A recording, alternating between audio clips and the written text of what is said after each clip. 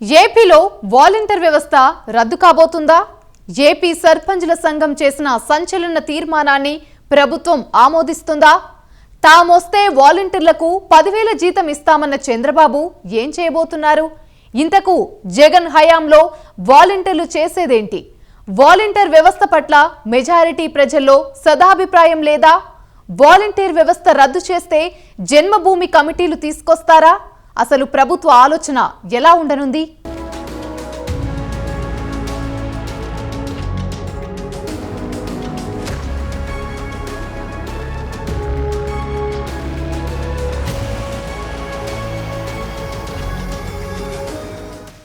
ఏపీలో వాలంటీర్ల వ్యవస్థపై సందిగ్ధత కొనసాగుతోంది. కూటమి ప్రభుత్వం వాలంటీర్లను కొనసాగిస్తుందా లేదా అనే దానిపై వాలంటీర్లలో సందేహాలు నెలకొన్నాయి. ఈ క్రమంలో ఏపీలో వాలంటీర్ వ్యవస్థపై సరికొత్త డిమాండ్ తెరపైకి వచ్చింది. వాలంటీర్ వ్యవస్థను రద్దు చేయాలని ఆంధ్రప్రదేశ్ రాష్ట్ర సర్పంచుల సంఘం డిమాండ్ చేసింది. వైసీపీ ప్రభుత్వ హయాంలో ప్రవేశపెట్టిన వాలంటీర్ వ్యవస్థను రద్దు చేయాలని ఏపీ సర్పంచుల సంఘం ఈ మేరకు తీర్మానించింది. ఆంధ్రప్రదేశ్ రాష్ట్ర సర్పంచుల సంఘం అధ్యక్షుడు రాజేంద్ర ప్రసాద్ ఈ విషయాన్ని వెల్లడించారు.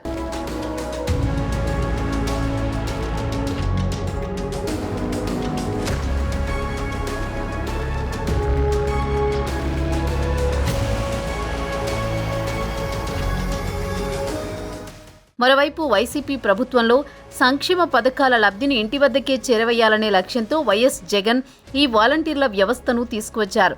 వాలంటీర్లతో పాటు గ్రామ, వార్డు సచివాలయాలను ఏర్పాటు చేసి వాలంటీర్లను ప్రతిదానికి అనుసంధానం చేశారు. ప్రతి 50 ఇళ్లకు ఓ వాలంటీర్ను నియమించి వారికి 5,000 రూపాయల గౌరవ వేతనమిస్తూ సంక్షేమ పథకాల లబ్ధిని అర్హులకు అందిస్తూ వచ్చారు. అయితే ఏపీ ఎన్నికల సమయంలో వాలంటీర్ల ద్వారా నగదు పంపిణీ వద్దంటూ ఎన్నికల సంఘం స్పష్టం చేసింది. దీంతో రాష్ట్ర వ్యాప్తంగా ఉన్న చాలా మంది వాలంటీర్లు తమ పదవులకు రాజీనామాలు చేశారు. అయితే వాలంటీర్లకు తాము వ్యతిరేకం కాదన్న టీడీపీ కూటమి తాము అధికారంలోకి వస్తే వాలంటీర్లకు 10,000 రూపాయల గౌరవ వేతనమిస్తామని హామీ ఇచ్చారు. ఇక ఎన్నికల్లో గెలిచి టీడీపీ కూటమి అధికారంలోకి రావడంతో తమకు నెలకు 10,000 రూపాయల గౌరవ వేతనం వస్తుందని వాలంటీర్లు ఆశిస్తున్నారు. అయితే ప్రభుత్వం ఏర్పడి 2 నెలలు కావస్తున్నా దీనిపై స్పష్టత లేదు. దీనికి తోడు సామాజిక భద్రతా పింఛన్ల పంపిణీ సచివాలయ సిబ్బంది ద్వారా ఇంటి వద్దకే పంపిణీ చేస్తున్నారు. అసలు వాలంటీర్ల అవసరం లేకుండానే సంక్షేమ పథకాలు ఇళ్లకు చేరుస్తున్నారు. ఈ క్రమంలో ఏపీలో వాలంటీర్ వ్యవస్థ మనుగడ ప్రశ్నార్థకంగా మారింది. కరడుగట్టిన వైసీపీ కార్యకర్తలను వాలంటీర్లుగా నియమించుకున్నారు జగన్. ఈ విషయాన్ని విజయసాయిరెడ్డి లాంటి పెద్దలు అనేక సభల్లో చెప్పుకొచ్చారు. అయితే ఎన్నికలకు ముందు తమకు జగనన్నే ముఖ్యమంటూ రాజీనామాలు సైతం చేసిన వాలంటీర్లు ఇప్పుడు కూటమి ప్రభుత్వానికి ఏ మేరకు సహకరిస్తారో కూడా చెప్పలేం. అంతేకాదు వాలంటీర్ల వల్ల నష్టమే తప్ప లాభం లేదని ఎన్నికల ఫలితాలతో వైసీపీకి సైతం బోధపడింది. ఇష్టారీతిన వాలంటీర్లు పెత్తనం చేయడంతో వైసీపీ నాయకులకు ప్రజలకు మధ్య సంబంధాలు తెగిపోయాయి. కొంతమంది వాలంటీర్లు లంచాలు, ఒంటరి మహిళలపై చేసిన అత్యాచారాలు వైసీపీకి చెడ్డ పేరు తీసుకొచ్చాయి. నేరుగా ఇళ్లలోకి వెళ్లే అవకాశాలు వాలంటీర్లకు ఉండడంతో ఒంటరి మహిళలపై అనేక అత్యాచారాలు జరిగిన సంగతి అందరికీ తెలిసిన విషయమే. మహిళల అక్రమ రవాణా విషయంలో పవన్ కళ్యాణ్ సైతం నాడు వాలంటీర్లపై సంచలన వ్యాఖ్యలు చేసిన సంగతి తెలిసిందే. అయితే ఈ వాలంటీర్ వ్యవస్థ మొత్తం ఆనాడు విజయసాయిరెడ్డి ఆలోచనల ఫలితమే అని తెలుస్తోంది. ఇంటింటా వాలంటీర్లను పంపి ప్రభావితం చేస్తే ఎప్పటికీ అధికారం తమ వద్దే ఉంటుందని జగన్కు నూరిపోసినట్లు టాక్ వినిపిస్తోంది. అయితే మొత్తానికి విజయసాయిరెడ్డి ప్లాన్ పూర్తిగా బెడిసికొట్టిందనే చెప్పాలి. వైసీపీ 11 సీట్లకు పరిమితమవడంలో వాలంటీర్లు సైతం ఓ కారణం కావడంతో ఇప్పుడు వాలంటీర్ వ్యవస్థపై కూటమి సర్కార్ పునరాలోచనలో పడిందని తెలుస్తోంది.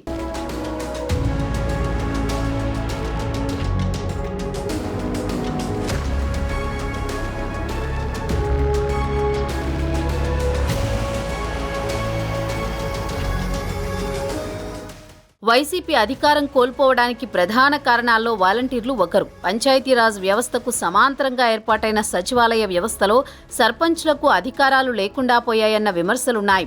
అలాగే వాలంటీర్ల కారణంగా సర్పంచులకు గ్రామాల్లో విలువ లేకుండా పోయిందని, సర్పంచులను మించి వాలంటీర్లు జోక్యం చేసుకున్నారన్న ఆరోపణలు ఉన్నాయి. ఎన్నికల్లో చాలా మంది వైసీపీకి అనుకూలంగానే పనిచేశారన్న ఆరోపణలు ఉన్నాయి. కొందరు తమ విధులకు రాజీనామా చేసి మరీ వైసీపీ కోసం ఎన్నికల్లో పనిచేశారు. వైసీపీ ఏజెంట్లుగాను పోలింగ్ రోజు వ్యవహరించారు. ఇక అధికారంలోకి వచ్చిన కూటమి ప్రభుత్వం వాలంటీర్ వ్యవస్థపై ఇప్పటి వరకు స్పష్టమైన ప్రకటన చేయలేదు. ఆ వ్యవస్థ ఉంటుందని గానీ తొలగిస్తామని గానీ చెప్పలేదు. అయితే గతంలో వైసీపీ వెంట నడిచిన వాలంటీర్లలో అనేక మంది తమను కొనసాగించాలని కూటమి ప్రభుత్వానికి ప్రజాప్రతినిధులకు విన్నవిస్తున్నారు. అయితే తాజాగా ఆంధ్రప్రదేశ్ పంచాయతీరాజ్ ఛాంబర్, ఆంధ్రప్రదేశ్ సర్పంచుల సంఘం కీలక తీర్మానం చేసింది. పంచాయతీరాజ్ ఛాంబర్ అధ్యక్షులు వైవీబీ రాజేంద్ర ప్రసాద్, వానపల్లి లక్ష్మీ ముత్యాలరావు అధ్యక్షతన నిర్వహించిన రాష్ట్ర స్థాయి కార్యవర్గ సమావేశంలో కీలక నిర్ణయాలు తీసుకున్నారు. అందులో మొదటిది గ్రామ, వార్డు వాలంటీర్ల వ్యవస్థను రద్దు చేయడం. ఈ మేరకు ఆంధ్రప్రదేశ్ పంచాయతీరాజ్ ఛాంబర్, ఆంధ్రప్రదేశ్ సర్పంచుల సంఘాలు రాష్ట్ర ప్రభుత్వాన్ని డిమాండ్ చేస్తూ ఏకగ్రీవంగా రాష్ట్ర కమిటీ తీర్మానించాయి. పంచాయతీరాజ్ ఛాంబర్, సర్పంచుల సంఘాలు మొదటి నుంచి సచివాలయాలు, వాలంటీర్ల వ్యవస్థను వ్యతిరేకిస్తున్నాయి. ఈ వ్యవస్థల కారణంగా ప్రజలు ఎన్నుకున్న తాము ఉత్సవ విగ్రహాల్లా మారామని సర్పంచులు అనేక మార్లు ఆవేదన వ్యక్తం చేశారు. వైసీపీ హయాంలో రాజ్యాంగేతర శక్తులుగా వాలంటీర్లను తెరమీదకు తెచ్చారన్న విమర్శలు సైతం ఉన్నాయి.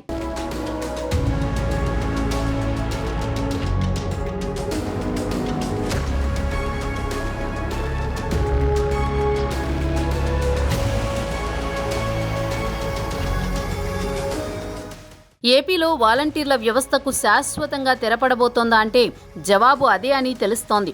ఆగస్టు 1న మొదలవనున్న సామాజిక పెన్షన్ల పంపిణీ కార్యక్రమంలో వాలంటీర్ల ప్రస్తావన ఎక్కడా లేదు. గతంలో మాదిరిగానే సచివాలయ ఉద్యోగులతోనే పెన్షన్ల పంపిణీ కార్యక్రమం జరిపించనున్నారు. ఇంకోవైపు చూస్తే వాలంటీర్ల మీద టీడీపీ కూటమి ప్రభుత్వం ఏ రకమైన నిర్ణయం ఇంకా తీసుకోలేదు.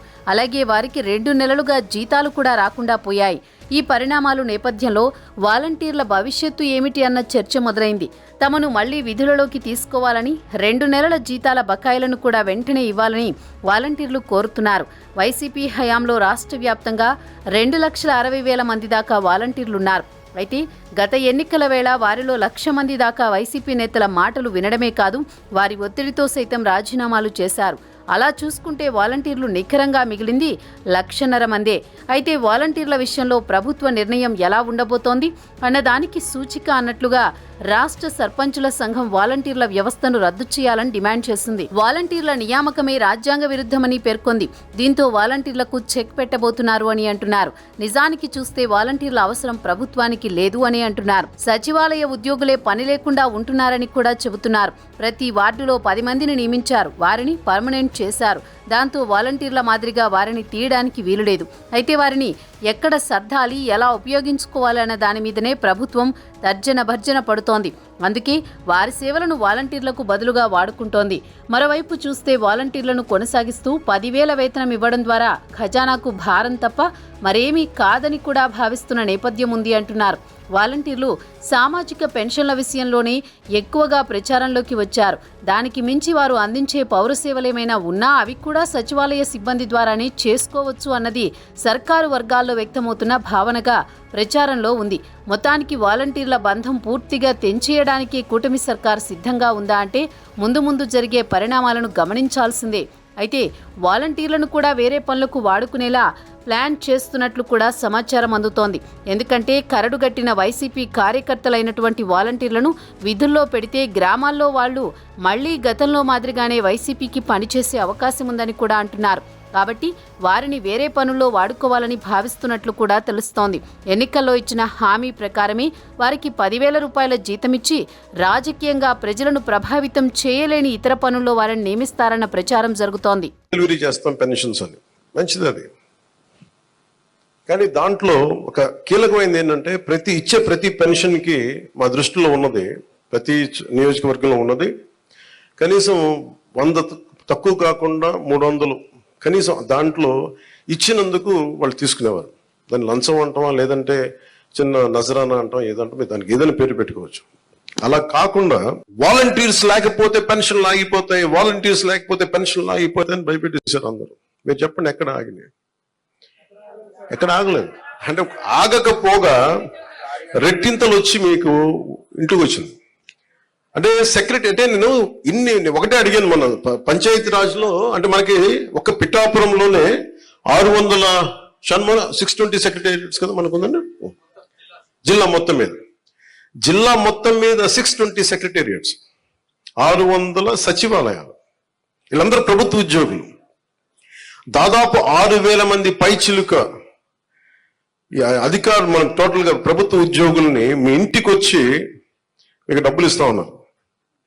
వాలంటీర్స్ లేకపోతే ఎక్కడ ఆగింది చెప్పండి ఈ రోజున పెన్షన్స్ ఆగో.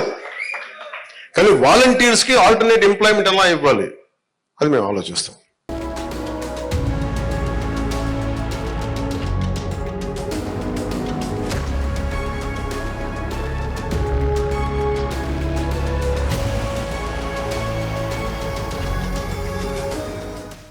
జగన్ అధికారంలో ఉన్నన్నాళ్ళు ఏ రేంజ్లో ప్రతిపక్షాలపై ఉక్కుపాదం మోపారో ప్రత్యేకించి చెప్పక్కర్లేదు. జనసేన టీడీపీలపై ఎంతగా ఉక్కుపాదం మోపినా ఆ రెండు పార్టీలు అదరక బెదరక పోరాటం చేసి అధికారం సాధించాయి. అయితే రాజ్యాంగేతర వ్యవస్థలతో జనసేన టీడీపీలను అడ్డుకోవాలని భావించిన జగన్ తీరా ఎన్నికల్లో బొక్కబోర్ల పడ్డారు. ఇటువంటి వ్యవస్థల అవసరం ఎవరికుంది? ప్రజలకా, ప్రభుత్వాలకా?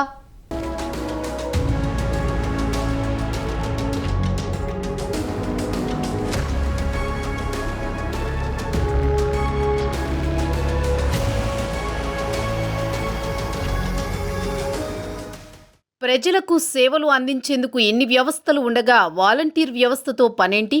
వాలంటీర్లు సేకరించిన డేటా సంఘ విద్రోహ శక్తుల చేతుల్లోకి వెళుతోంది అని సరిగ్గా ఏడాది క్రితం ఏలూరు సభలో పవన్ కళ్యాణ్ అన్నారు. వాలంటీర్లు ప్రజలకు అవసరమైన పనులు చేస్తే సమస్య ఉండదు, వాలంటీర్లు రాజకీయాలు చేయడం సరికాదు అని చంద్రబాబు గతంలో ఆరోపించారు. వాలంటీర్లను పార్టీ కార్యకర్తల రాజకీయ అవసరాలకు వాడుకోవడాన్ని తీవ్రంగా వ్యతిరేకిస్తున్నాం. వాలంటీర్ల వ్యవస్థ రాజ్యాంగేతర శక్తిగా మారకూడదన్నది తెలుగుదేశం విధానమని గతంలో నారా లోకేష్ కూడా అన్నారు. వాలంటీర్ల వ్యవస్థపై టీడీపీ, జనసేన నాయకులు గతంలో చేసిన వ్యాఖ్యలివి. వాలంటీర్లు ప్రభుత్వం నుంచి గౌరవ వేతనం తీసుకుంటూ వైసీపీ కోసం పనిచేస్తున్నారని ఎన్నికల ముందు టీడీపీ, జనసేన నాయకులు ఆరోపించారు. కానీ ఎన్నికల ఫలితాల తర్వాత కొందరు వైసీపీ నాయకులు చెప్పిన మాటలేంటంటే, ప్రభుత్వం దిగిపోవడానికి వాలంటీర్లు ఒక కారణమే, వాలంటీర్ల కారణంగా నాయకులకు ప్రజలు దూరమయ్యారు అని వైసీపీ మాజీ ఎమ్మెల్యేలు బహిరంగంగానే వ్యాఖ్యానించిన పరిస్థితి. నిజానికి పార్టీ కోసం కేసులు పెట్టించుకుని మరీ పనిచేసిన కార్యకర్తలను జగన్ దూరం పెట్టేశారు. వాలంటీర్లను ఐపాక్ టీంను చూసుకుని జగన్ పార్టీలోని నాయకులు, కార్యకర్తలను దూరం చేసుకున్నారు. వైసీపీ గెలుపు కోసం వాలంటీర్లు పనిచేస్తున్నారని ఎన్నికలకు ముందు టీడీపీ ఆరోపిస్తే తమ ఓటమికి వాలంటీర్ల వ్యవస్థ కూడా ఒక కారణం కావచ్చని ఫలితాలు వచ్చిన తర్వాత వైసీపీ నాయకులు చెప్పుకొచ్చారు. మరి నిజంగానే వాలంటీర్లు వైసీపీ ఓటమికి కారణమయ్యారా? బలమవుతుందని వైసీపీ ప్రభుత్వం సృష్టించిన వ్యవస్థ ఆ ప్రభుత్వానికి అధికారం లేకుండా చేసిందా? రాజ్యాంగేతర వ్యవస్థను ప్రస్తుత ప్రభుత్వం ఏం చేస్తుంది అన్నది రాజకీయ వర్గాల్లో చర్చనీయాంశంగా మారిపోయింది.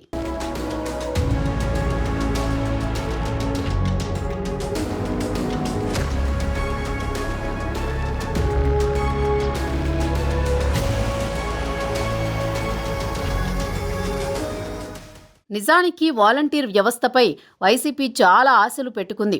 వాలంటీర్లు కూడా వైసీపీ కార్యకర్తలే కావడంతో ఎన్నికల ముందు ఇళ్లిళ్లు తిరిగి జగనన్నకు ఓటు వేయాలంటూ ప్రచారం చేశారు. 5 ఏళ్ల పాటు తాము ఇచ్చిన సంక్షేమ పథకాల గురించి ప్రజలకు వివరించారు. అయితే ఎన్నికల్లో మాత్రం ప్రజలు జగన్ వద్దు పొమ్మన్నారు. ప్రస్తుత ప్రభుత్వం కూడా రాజ్యాంగేతర వ్యవస్థలకు విరుద్ధం కాబట్టి వాలంటీర్ వ్యవస్థను రద్దు చేసి వాలంటీర్లుగా ఉన్నవారిని ఇతర పనుల్లోకి తీసుకోనున్నట్లు ప్రచారం జరుగుతోంది.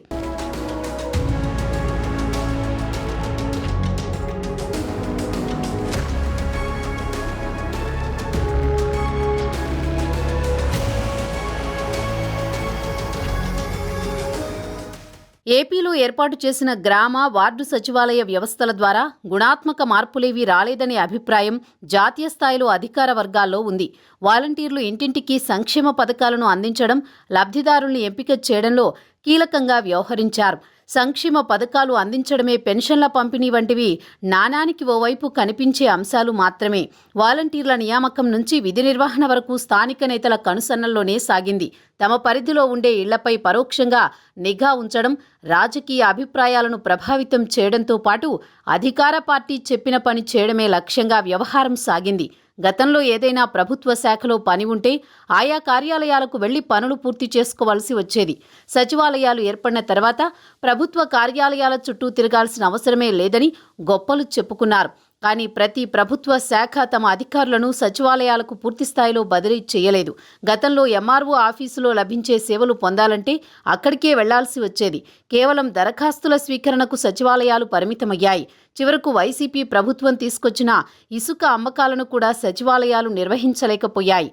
గతంలో ఉన్న మీ సేవా కేంద్రాలలో అందినన్ని సేవలు కూడా సచివాలయాల ప్రజలకు ఇవ్వలేకపోయాయి. ఈ గవర్నెన్స్ ద్వారా సుదీర్ఘకాలం ఏపీలో అమలైన పాలనా సదుపాయాలకు సచివాలయాల రాకతో బ్రేకులు పడ్డాయి. రకరకాల సేవల్ని సచివాలయాల్లో ఇస్తున్నామని ఆర్భాటంగా ప్రకటించినా ఆచరణలో మాత్రం అది నెరవేరలేదు.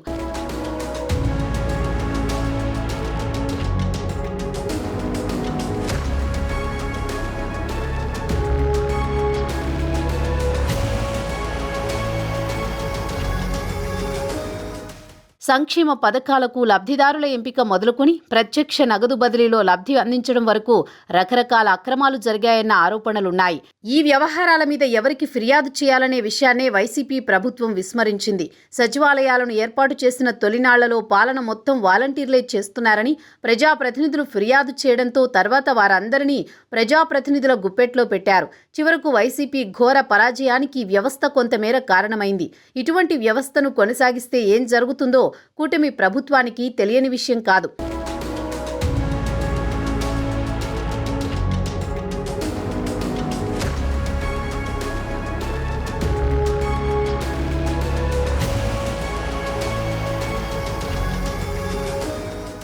వాలంటీర్ వ్యవస్థను రద్దు చేస్తే జన్మభూమి కమిటీలను మళ్లీ యాక్టివ్ చేస్తారన్న వాదనలు ప్రస్తుతం వినిపిస్తున్నా మరోసారి అటువంటి సాహసానికి చంద్రబాబు పూనుకునే అవకాశం లేదని మరికొందరు అంటున్నారు. ఎందుకంటే గతంలో జన్మభూమి కమిటీలు ఏకఛత్రాధిపత్యం వహించి ఎమ్మెల్యేలకు ప్రజలకు మధ్య కనెక్షన్ను దెబ్బతీసిన సంగతి తెలిసిందే. మీ కమిటీలు అయినా రాజ్యాంగేతర వ్యవస్థలుగానే చెబుతున్నారు. ఇటువంటి వ్యవస్థలతో అంతిమంగా ఆయా పార్టీలకు ప్రభుత్వాలకు నష్టమే తప్ప ఎటువంటి ప్రయోజనం ఉండదు అన్న వాదనలు రాజకీయ వర్గాల్లో వినిపిస్తున్నాయి. కాబట్టి ప్రభుత్వ ఉద్యోగులతోనే సంక్షేమ పథకాలను ప్రజలకు అందించే విధంగా కూటమి ప్రభుత్వం అడుగులు వేయబోతోందని తెలుస్తోంది.